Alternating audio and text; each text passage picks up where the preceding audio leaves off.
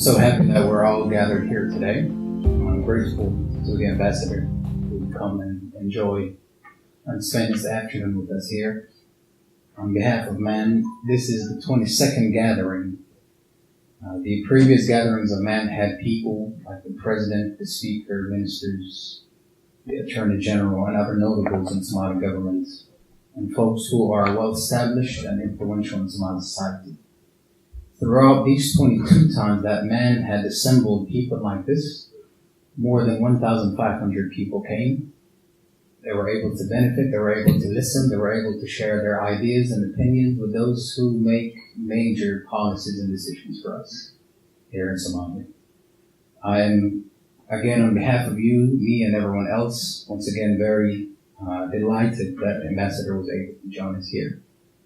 Before I hand it over to the ambassador to be able to give his 10-15 minute speech, there are a few rules that I would like to set for all of us. Once the ambassador is done, we're going to be asking questions at your free will upon any topic, and specifically, if possible, on what he addresses. We will take 3 questions at a time, and then the ambassador will respond, and then we'll start again, 3 more questions, and then respond again. Each questioner will have 2 minutes maximum to ask your question. It would be great if we could respect the time, inshallah, so that everything's over by within an hour and a half. Social media, Facebook and Twitter, are going to be covering this as well. There's a hashtag, Turkey in Somalia. That's the hashtag. If you could use that in whatever comment you're making on social media, would help as well. Without any further ado, I'd like to welcome Ambassador Olgan. Thank you, Brother Dini. Thank you very much. I'm very glad to see you here today afternoon at the embassy. Welcome to embassy. And also I would like to thank at the outset to organizers of this activity today. We appreciate the energy and the energy of the youth of the Somali society. Now you are the future of the Somali people. We believe that you will take the responsibility now in the near future for your country. And today we are address the Turkish engagement in Somalia. I would like to give a general picture and then take your questions, and then I will try to respond to your questions. First, I think I would like to emphasize that Turkey has a long tradition of humanitarian assistance to the affected peoples in need, not only in Africa, also in our regions. During the Ottoman times, particularly during the 19th century, the Balkan countries, Balkan peoples, and also the Caucasian peoples always came to Ottoman Empire feeling from the famine, from the tragedy, from the war, from the conflict, but always the Anatolia has the home of the needs, the people.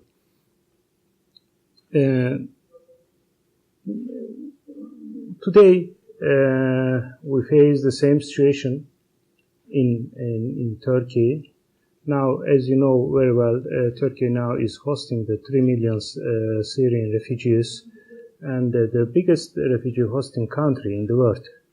We know that aspect, but at the same time, Turkey is one of the leading donor countries in the humanitarian assistance context. And we are also extending our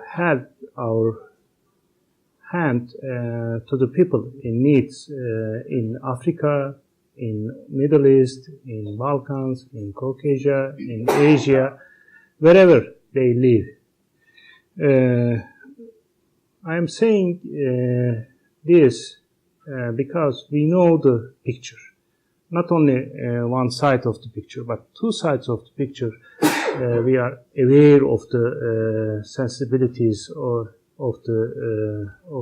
this humanitarian assistance programs, and this kind of holistic approach now we have been pursuing in Africa, particularly in Somalia. The combine of the humanitarian assist and also development assistance, and this kind of combination produced really efficient outcomes for the local people. And we call this approach as a humanitarian diplomacy. Humanitarian diplomacy during the last 10 years, last decade, is an essential part of our foreign policy. Based on this general approach, now I would like to address our engagement in Somalia. As you know, everything started in 2011 with the visit of our then Prime Minister Erdogan to Mogadishu on 19 August 2011. During that time, there was a huge famine, devastating famine and drought across the country, across Somalia. And then our president raised awareness about Somalia at the regional level, at the international level. Following this visit, our public institutions like TICA and like Health Ministry and others, also as well as our NGOs, together invested a lot in Mogadishu and in Somalia. This created a hope among the Somali people about the future. And this is the main, I think, thing. We should always emphasize that that visit broke the silence of international community over Somalia. And also, I'm sure that you know that we have had a very historical relationship with Somalia, with the Horn of Africa, date back to 16th century, I think. And during the Cold War years, in 1979, the first time we opened our embassy in Mogadishu. In 1991, we forced to close the embassy due to the emerging civil war. And again, in 2011, we reopened our embassy in Mogadishu.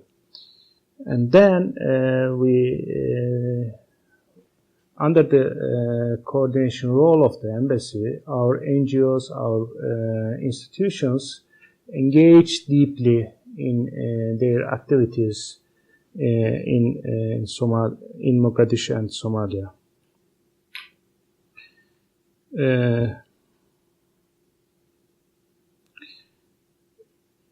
There are several pillars of our engagement following the visit of our president in 2011. One is the reintegrating Somalia into the international community, to break the silence of international community about Somalia. Following the visit, I remember that during the United Nations General Assembly in September 2011, our president made a very effective speech on the conditions in Somalia, and then call upon the international community to act as soon as possible to alleviate the sufferings of the Somali people. And then also the second pillar is the contributing the humanitarian assistance to the Somali people in need. And our NGOs, you know that during the famine, during the summer of 2011, collected at least $300 million from the public, from the people, Turkish people. This is a very generous donation coming from the people. Based on this contribution, this donation, our NGOs and also our ministries, our embassy, were able to carry out some projects here. And the third pillar of our engagement is to implement some development projects. I think this is the key for our success in Somalia.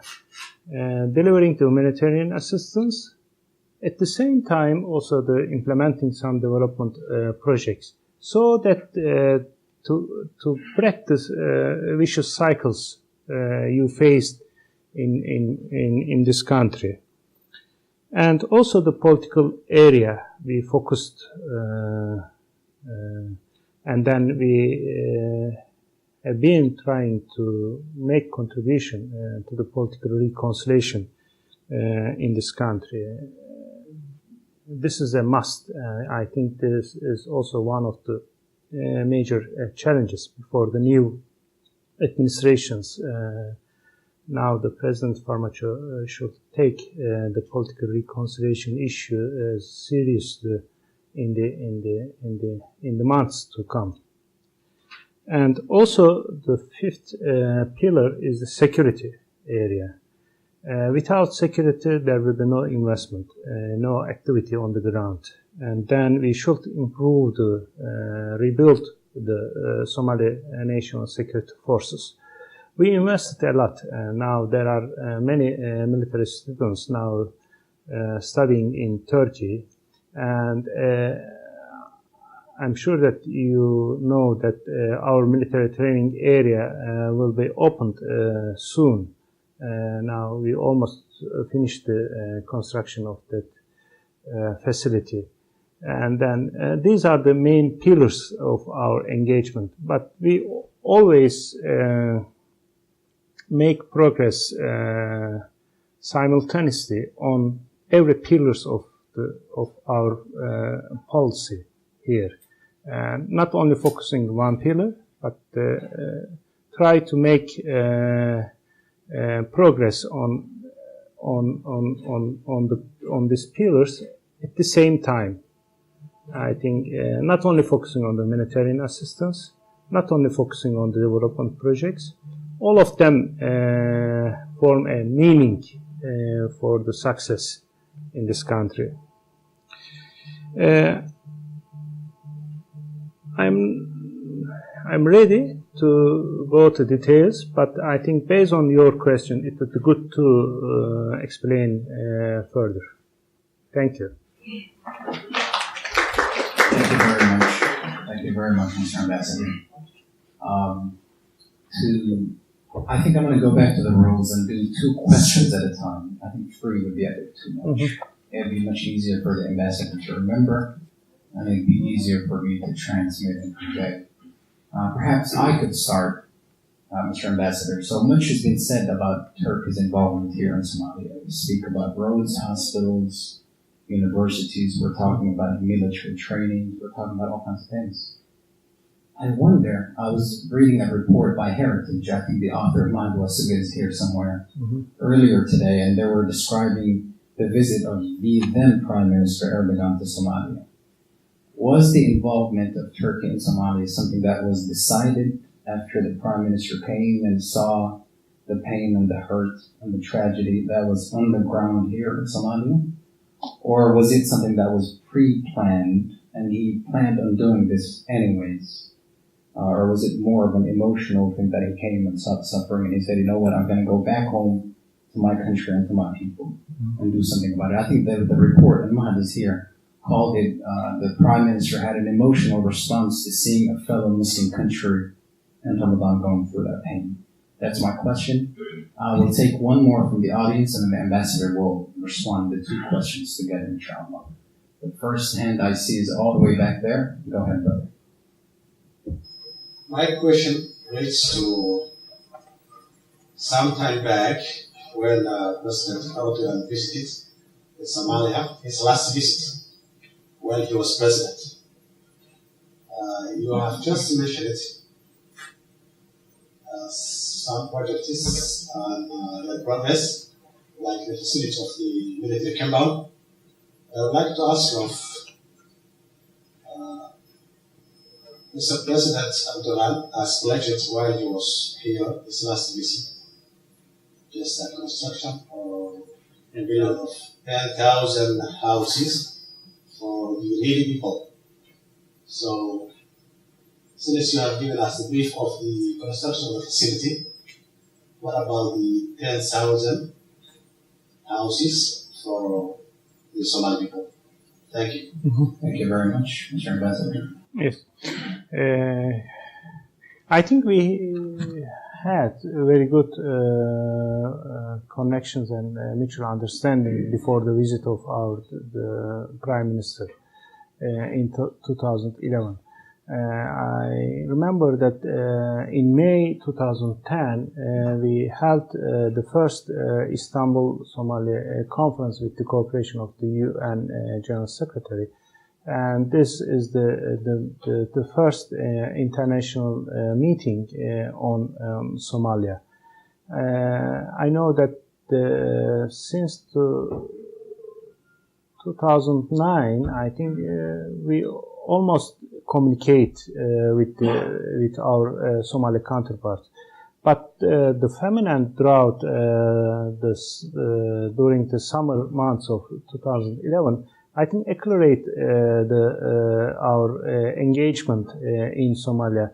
The visit itself is an accumulation of this process, and then now we are saying that following the visit, we increased our engagement in Somalia, but of course we planned, we made the necessary preparatory process before the visit. And 10,000 houses, I remember that two President Hassan Sheikh Mahmoud and President Erdogan discussed this issue at that time, and also our President mentioned during his press conference. And but after that visit, we discussed many times this project proposal with our Somali counterparts. But I think we need to have some time. This is a very big project, but when we look at the priorities of the Somali government, Somali people, I think maybe we could address this issue, not now, maybe later. There are other huge challenges before the government. My question is about on the new development on the droughts in Somalia. We remember the good response that we are so grateful that Turkey people gave to Somalia last time in 2011, when the biggest drought hit Somalia. This time we expect, actually the forecast says we are close to a famine in Somalia, especially in areas in Puntland, Somaliland, and the south. So I just want to know if that government have plans to do the same response that they did last time they came to Somalia? That's my first question.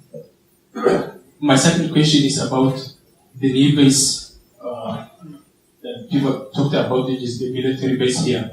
So my question is it a military base for that government, or is it a training center for Somali government? Thank you.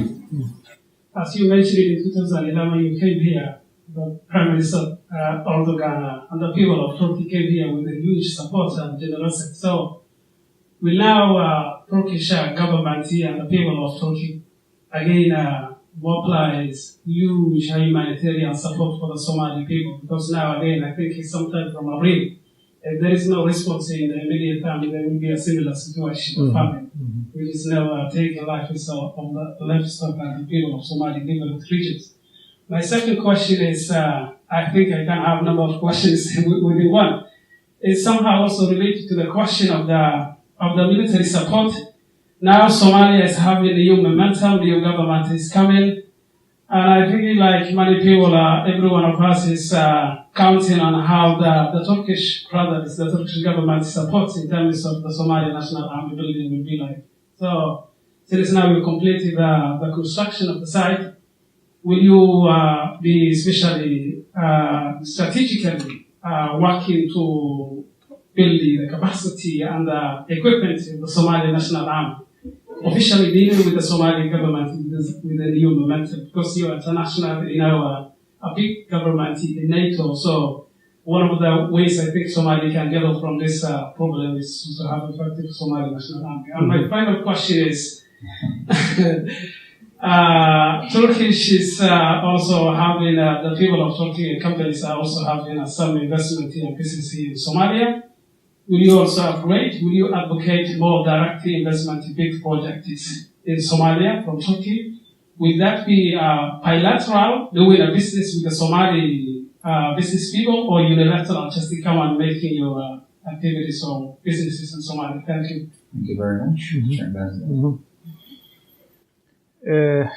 Yes, we are all aware of the drought response challenges. Now, this issue before the international community. And also, we are trying to get more momentum on this issue in Turkey.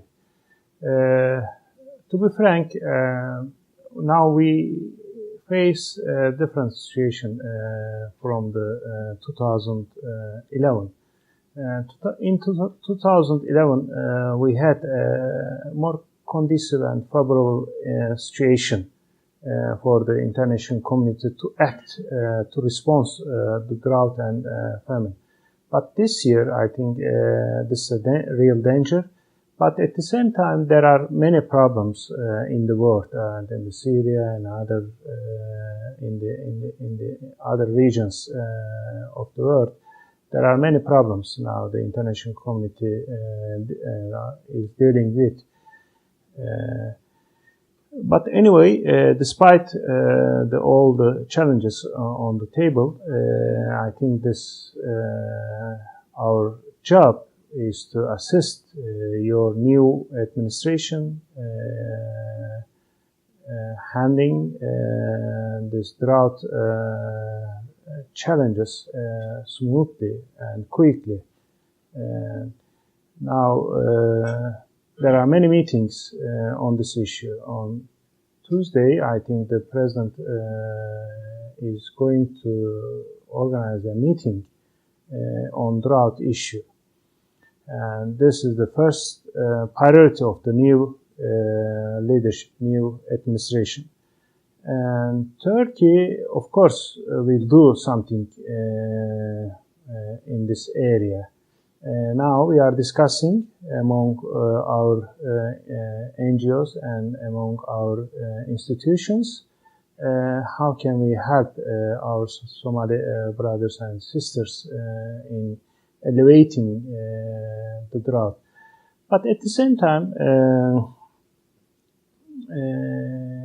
I would like to emphasize that the drought is a product of Somali terrain, Somali territory, Somali climate. And every 5 or 6 years, we face the same situation in Somalia. This is the product of nature. And then we should find some lasting remedies for drought. How can we do? That's the question. And then we should study the options. And then how can we increase the resilience capacity of the local people? Maybe increasing the water resources during the drought conditions, and also to change the agricultural practice. I don't know. The experts should find a question, but this time I think we should focus on the lasting remedies, not only delivering the humanitarian assistance to the drought conditions, the drought environment. And then now we are working on this issue to find lasting solutions to the drought. And base, no, our military area is not a base. It's a military training center. This is very clear. We will have 3 types training at the facility. One is the officer training, 2 years officer training at the military academy, and 1 year's training for NCO, non-commissioned officers. And then the normal foot soldiers training. Every 3 months, now we are planning to train at least 120 soldiers every 3 months as a rotation base. And these 3 types training, military training, is the core of our military facility, not base. And then rebuilding the Somali Nation Army, this is a big challenge. Now we all, as international partners and our Somali brothers, sisters, now we are addressing this issue. How can we rebuild the Somali Nation Army? This is not a simple way. There is no simple way to increase the capacity of Somali Nation Army in the short term. And but inshallah, I expect that the new leadership will take this issue very seriously, and then we will able to make something for the future of Somali Nation Army in the near term.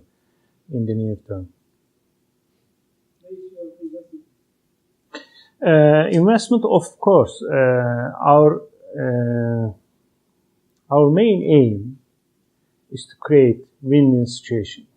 I mean that the Somali side should gain something, Turkish side should gain something. After the elections, now we finished, alhamdulillah, and in the near term we will see more Turkish businessman engagement in Mogadishu and in Somalia. This is the must. Otherwise, without generating more income, we cannot do anything here. And then you have the potential.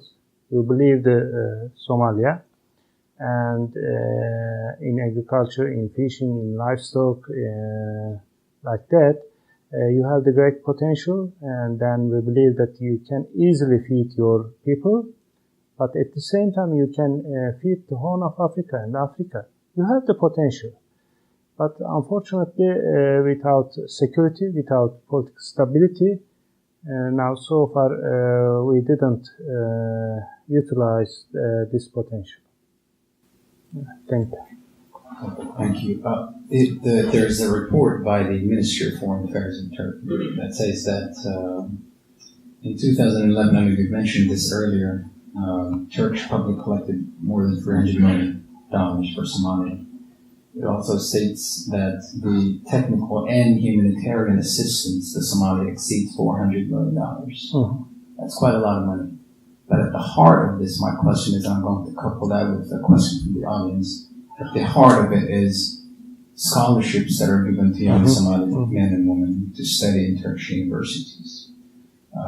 In a country where the overwhelming majority of people are younger than 30 or 35, whatever it is. Their aspirations, of course, everyone is to go and study and be able to earn and work and so forth. What criteria is there for the selection of these students that end up going to Turkey? Is it a 4.5 system? Is it regional? Is it the short and the tall? Is it, I don't know, provinces? Is it districts? Is it South Central, Puntland, Somaliland? Is it everybody? Who is responsible for it? And how could we make sure that every young Somali man and woman, regardless of where they come from or what part of the country they live in, they have a fair chance to be able to get that opportunity to study at Turkish University? That's my question. Now, the scholarship, we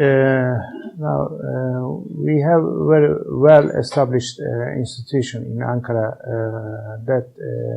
this institution dealing with the scholarship issue. And this is the Presidents of Turks living abroad, like that, YTB in Turkish.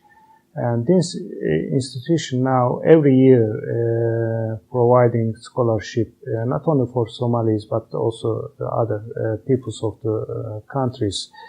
And almost every year we provide 100 or maybe less, maybe more scholarship in Somalia. There is no criteria based on clan or region or another thing. This is the only made using the online application. And then the main challenge for us to find eligible student, not the number, not the region, not the clan and other things. And when we find the eligible student, that's okay. We can easily provide the scholarship to him or her, and that's the question. And now, by the way, in March, the application is open, and for undergraduate studies in Turkey, and then everybody can apply electronically to the scholarship. And the students, Somali students studying in Turkey in the Gulen universities, FETÖ universities. Now I think all these schools and universities under the control of state. And then we have a Higher Education Council, the YÖK, manage the universities in Turkey. And I think there is no big problem nowadays concerning the situation of students who in the past who was a student in the Gulen schools.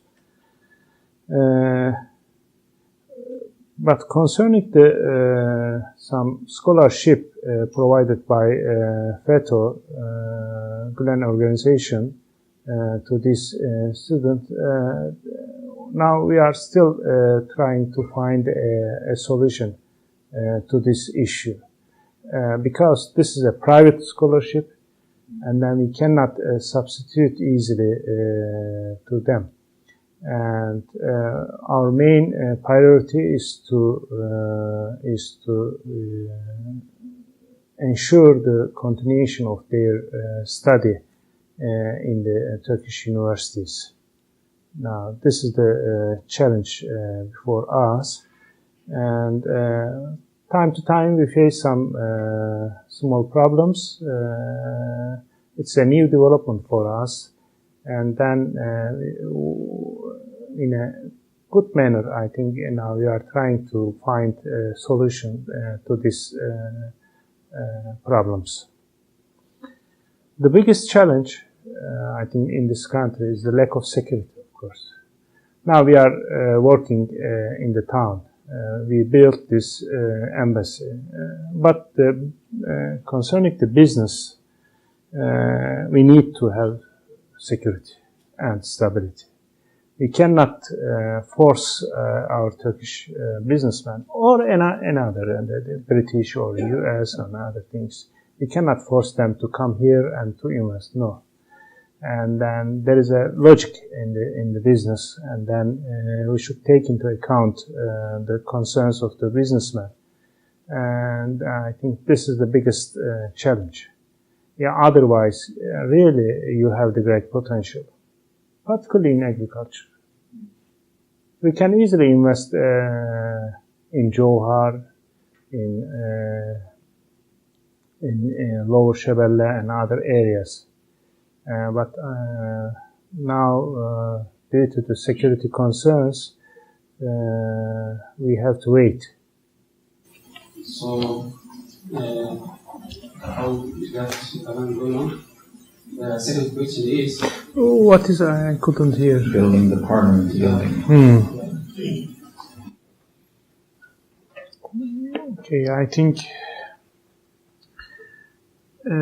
this is a vision of foreign policy, to have zero problems with your neighbors.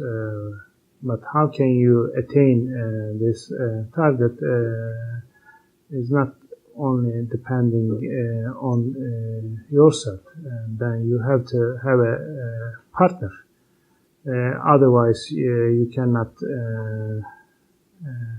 develop some good relations with your counterpart.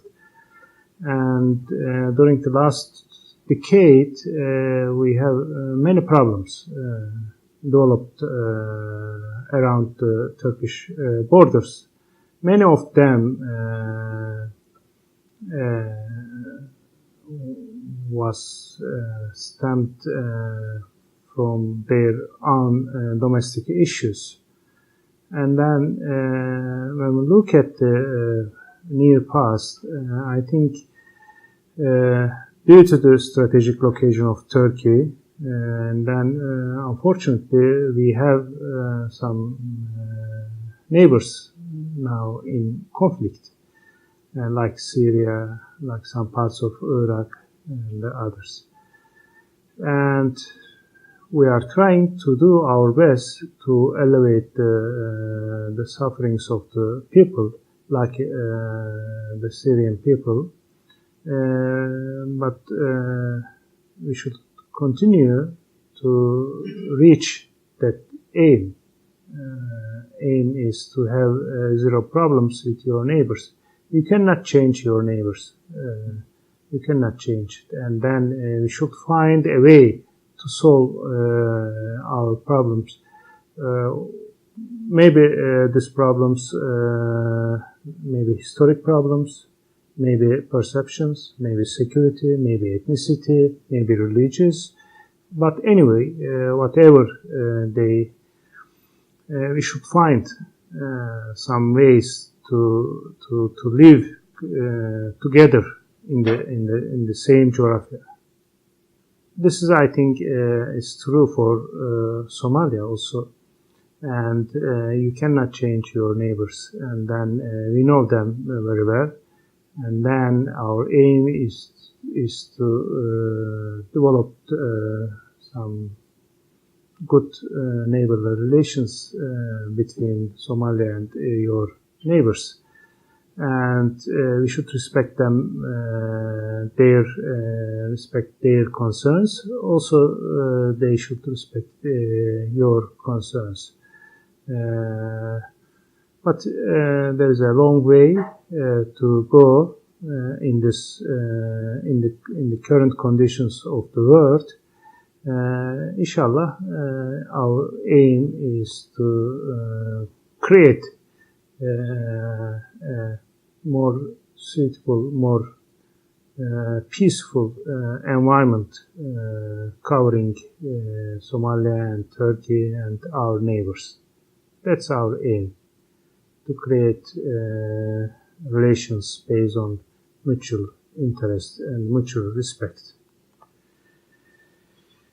The Parliament building,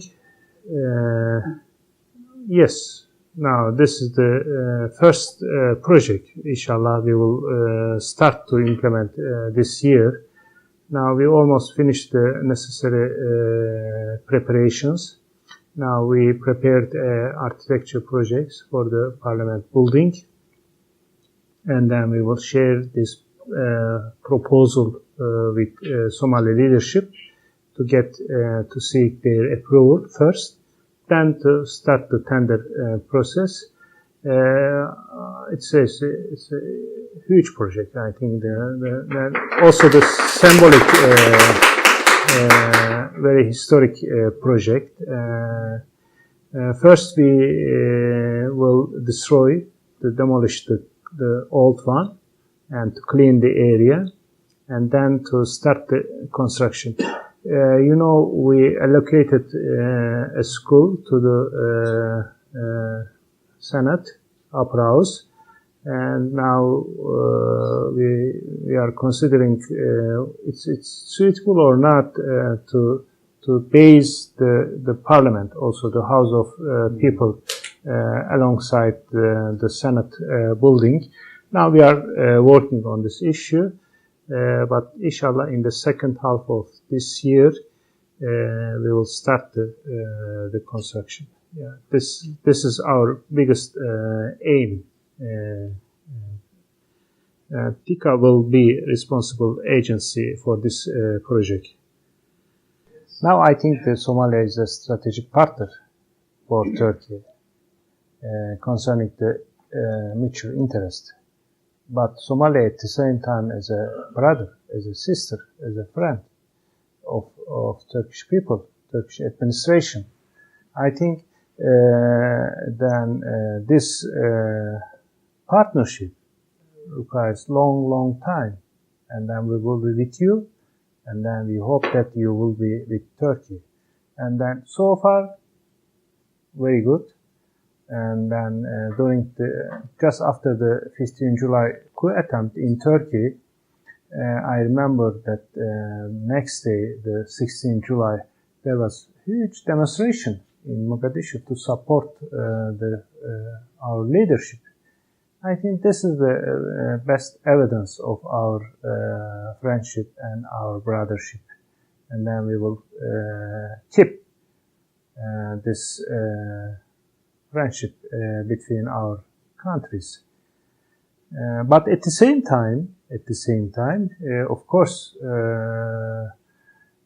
we will work to develop a relationship based on the mutual interest to increase the Somali businessmen engagement in Turkey, but at the same time to increase the Turkish investment here, and then maybe to create more joint ventures among themselves. And of course, we time to time evaluate our added value of our projects, and then we always have some lessons learned in this process. But concerning the hospital,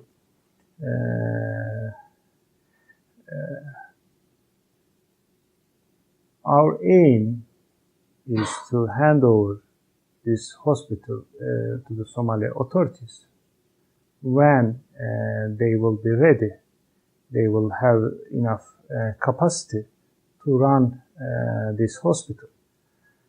For that reason, now we have a nursing school in the hospital area, and now we have Somali intern doctors working at the hospital. Our aim to increase the numbers of Somali nurses and doctors and other people working in hospital. And but today you are ready to take the responsibility. I'm not sure. But tomorrow, inshallah, our aim is to work together and then finally to hand over all responsibility to the Somali side. That's our aim. Otherwise, we cannot run this hospital forever. No, this hospital was built for the Somali people. And TICA, I think TICA is the official agency we use in delivering our humanitarian assistance and carrying out our development projects. The TICA is the main governmental agency to deal with this kind of projects. Now we have a land plot for TICA just close to airport, and then they will easily and quickly build a new headquarters for them, and then we will see that the TICA will continue to make some good, very useful development projects in Somalia. I remember that now they have a project proposal, for example. For instance, now I am saying for Johar, and then now the TICA almost finished the project for the rehabilitation of the irrigation canals around Johar. I think during the 70s you had that canals to increase the resilience capacity of the local people, at the same time to regulate the Shabelle River in the times of flooding. I think this is the evidence how TICA will develop some proposals for you.